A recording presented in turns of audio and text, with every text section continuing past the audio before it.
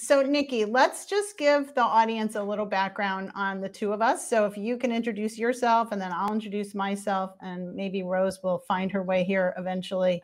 I know she's been traveling on a different continent altogether than either one of us. So give us the lowdown. What is Nikki Sun all about? And, what's your elevator pitch? What are your businesses? What is your focus?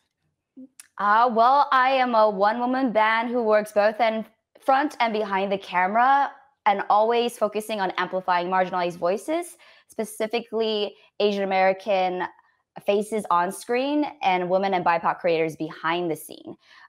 So that's a little bit about me, but I literally do producing, hosting, directing, editing, cinematography, and it really is all about the mission of pushing our voices and community forward, because I started everything because I didn't see representation like myself on screen. So if no one's going to do it for me, you got to do it yourself. So over the years, I've become a little scrappy, resourceful. Networking is a huge thing of how I've been able to get anywhere. And so I'm so excited.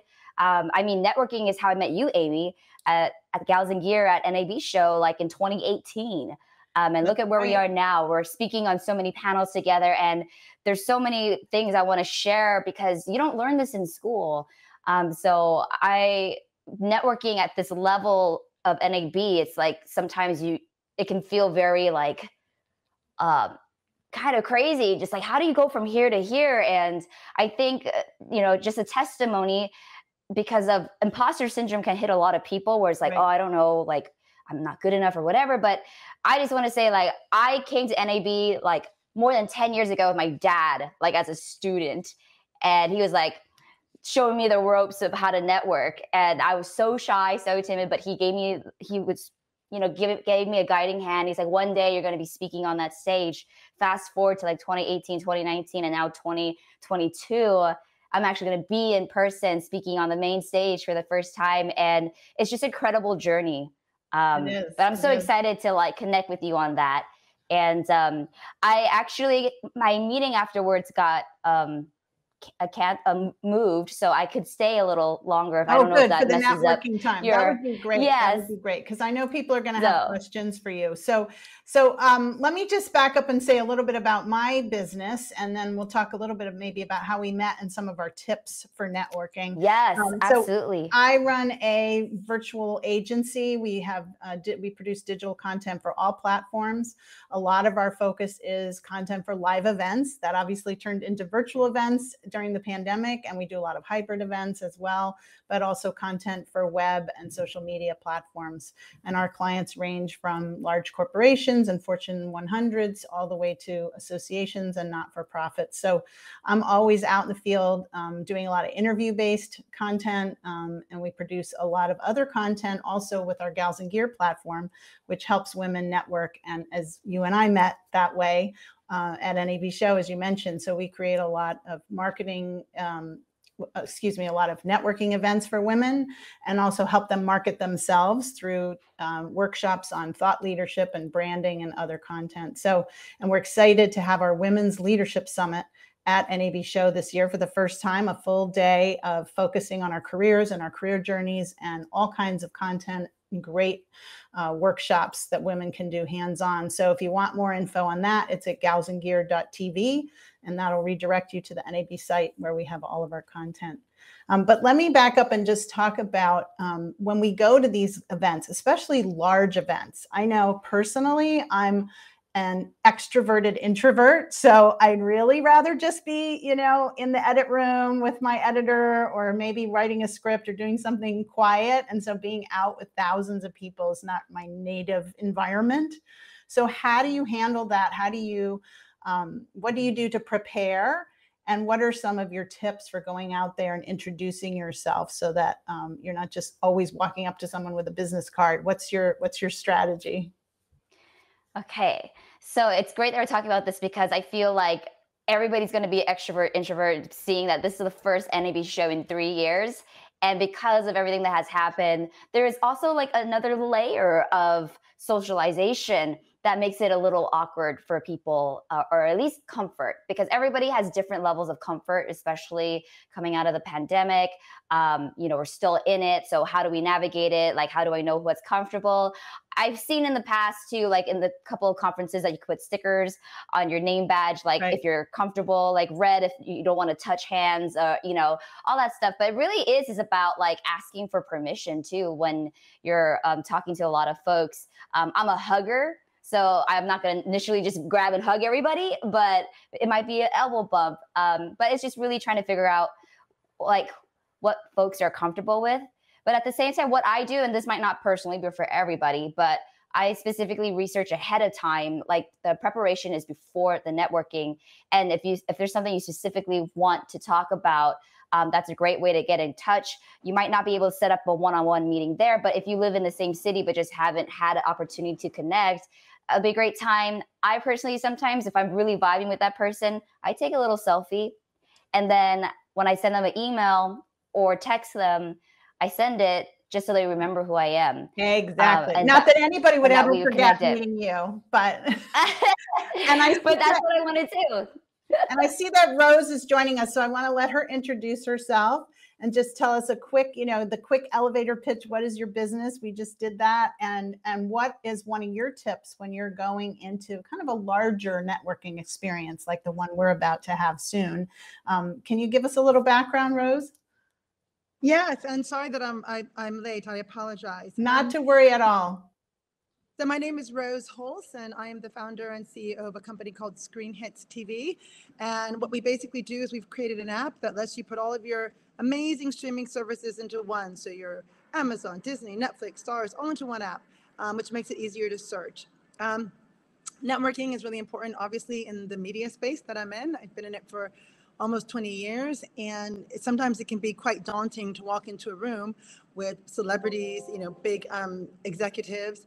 And what I would always do is just kind of first go and grab a tonic water, just kind of relax, find somebody who looked quite nice if I'm walking into a room, and just walk up and be brave and just say, "Hi, I'm Rose, nice."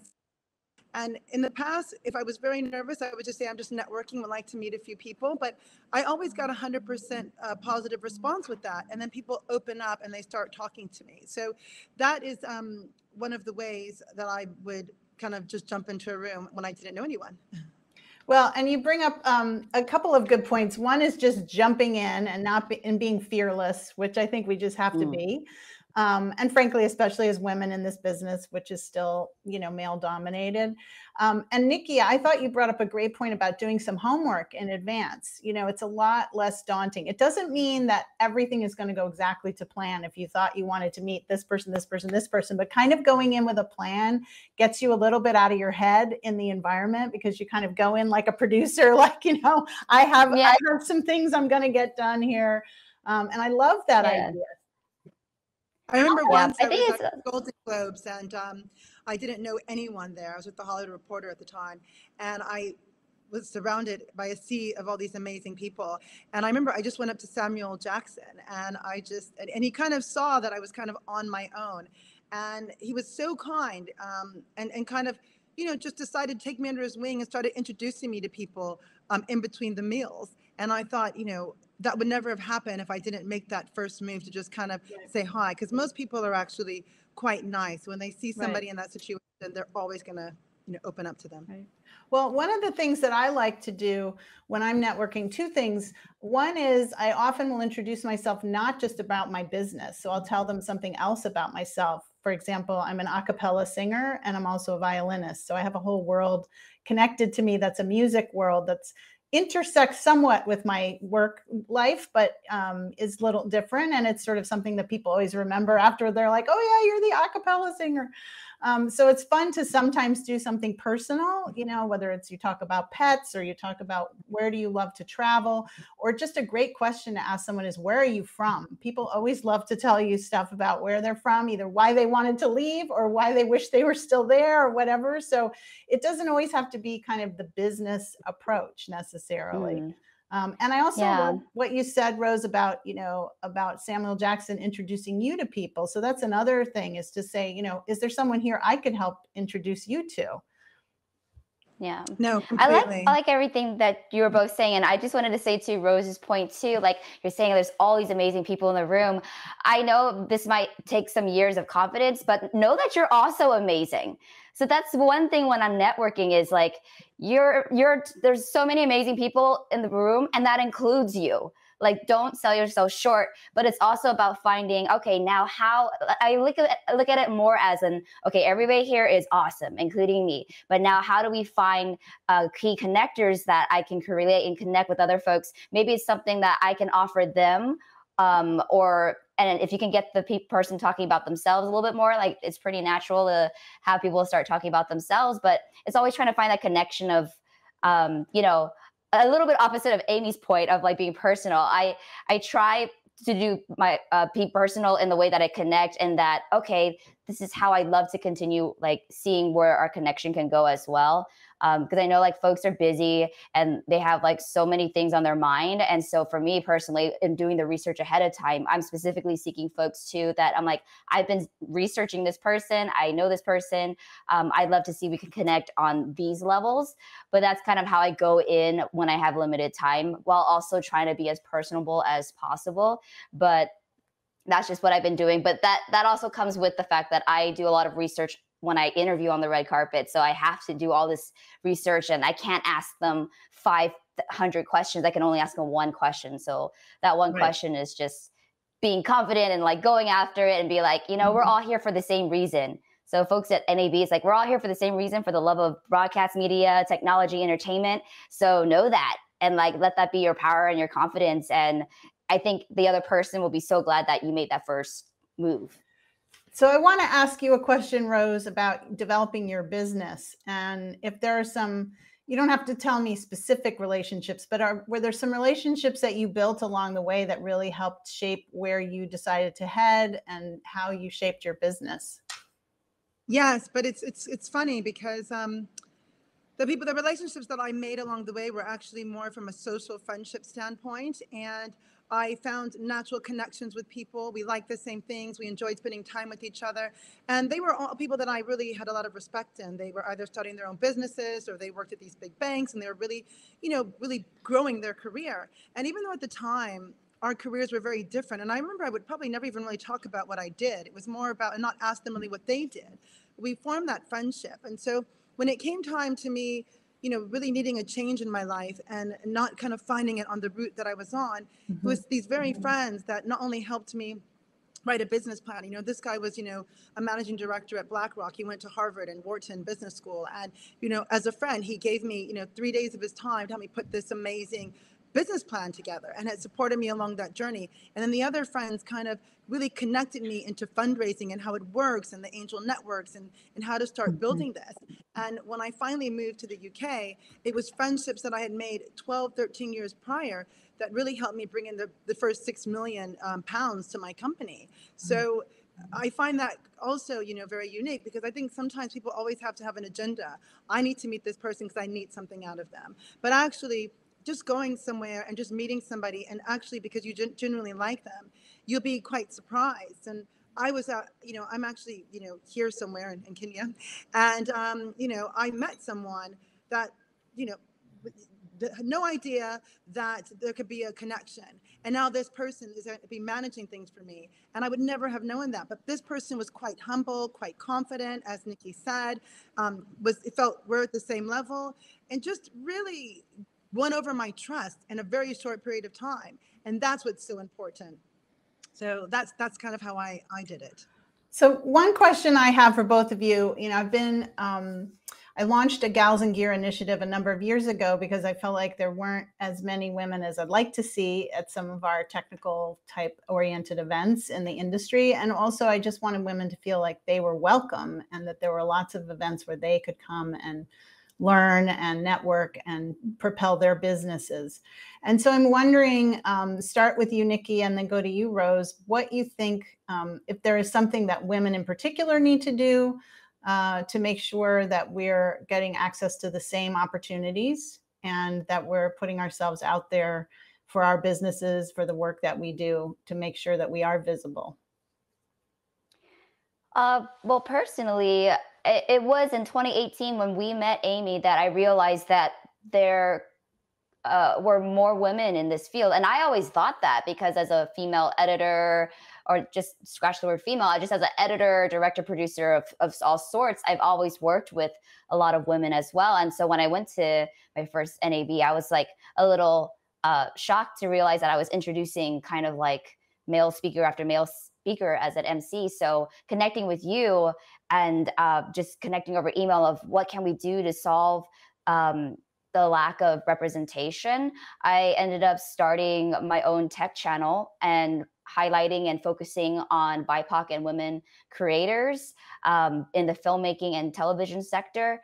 And through that, on social media and working specifically with companies who also push and at least value that mission, it's really connecting through that as well. I use the hashtag Gals in Gear. I've used the hashtag Female Filmmaker Friday, which in a way, a hashtag to those might not seem like a big deal to most people, but for those who are genuinely never met another person in their field like I had when I was operating like cameras, putting that hashtag, I connected with so many people. I met Kamisha Renee Davis, and we were at the same like camera workshop, and I noticed that she was like one of the top folks under that hashtag. And so when I said I found her through that, we literally connected over a hashtag and just following up on that. And now we're like just really personal, like friends now. And I encouraged her to come to NAB in 2019 when like a lot of the female friends that I've had didn't even know what NAB was or didn't even know all these other things, because it's not like that we don't exist. Again, I feel like the intention is maybe we're not being intended as an audience, and now we need to. So whatever I can do, like any panel I can speak on, every time I say no, sometimes I really struggle saying no. But if I say no, then that gives room for another person. I want to make sure I give room to another female or woman, person of color in order to speak on that panel. And we have 1 minute to wrap up. So Rose, just over to you on the same point. And then we're going to all meet over in the networking room. So make sure everybody look at your tabs at the top of your screen if you're on just one screen, and you'll see the lobby, and then you can move over to the room where we'll be meeting and greeting each other. So Rose, what are your tips, especially related to women and networking? Oh, I can't hear you now. Somehow you're muted. I have 30 seconds, so I'll be really quick. No, you can have more than that. We just got donated extra time by the Extra Time Fairy, so don't worry about it. Oh, that's perfect. Thanks. I think it's really important to always look for opportunities to share with what you're doing, whether that's speaking at different schools, doing press that gets in front of certain publications where people can actually see that this is happening, and there's people that are already doing that, because that gives people the encouragement. I think, being available, and there's a lot of amazing men and women that are out there that can really give great advice and mentorship. I don't think that we should always just say, I just need to talk to females, because there's a lot of men that actually can be quite helpful in some career from a mentorship. And, I think it's working with them. And lastly, I agree with Nikki. It's like, giving other people the opportunities and making those introductions to people. For me, as a woman, I do find it kind of very stressful sometimes going into a situation, especially when I'm pitching to investors, because they sometimes will, be harder on me just because it's a natural, I don't know, maybe an instinct for them to challenge everything that a woman does, especially if she's doing something great. So I think it's really important. And again, as Nikki said, to really do your research, to really have your act together, to really have all of the information. So no matter what's thrown at you, you can answer in the most humble way without coming off defensive. And I think that was one of the things that I learned way back when, was sometimes I would get defensive when everything was being thrown at me in a quick, meet and greet chat, and I didn't have the answers. And so now I really prepare myself that I have the answers and I can answer it in a non-defensive way, which is helpful. It's a great way to go into it. So just to remind everybody, we're all going to hopefully get to see you in Las Vegas at NAB Show later in April. If you're watching this on the replay, and it might be that event might be past, there's still lots of things you can find out from nabshow.com and NAB Amplify, which is the platform where a lot of things will be replayed. And I would love to see all of you over in the meet and greet room. So that's where we're going to head right now. Just click your lobby tab. It looks like I have 2 tabs at the top of my screen. So I'm going to go over there and I'm going to try to find my meet and greet room event. So that's where I'm going to go. So I'm going to leave the session and see you all over there in just a moment. Thank you for joining us, Nikki Sun. Thank you, Rose, for joining us from another continent. We love having you here, and we'll see you in a moment. Thanks, everybody. Okay. Bye-bye. Thank you.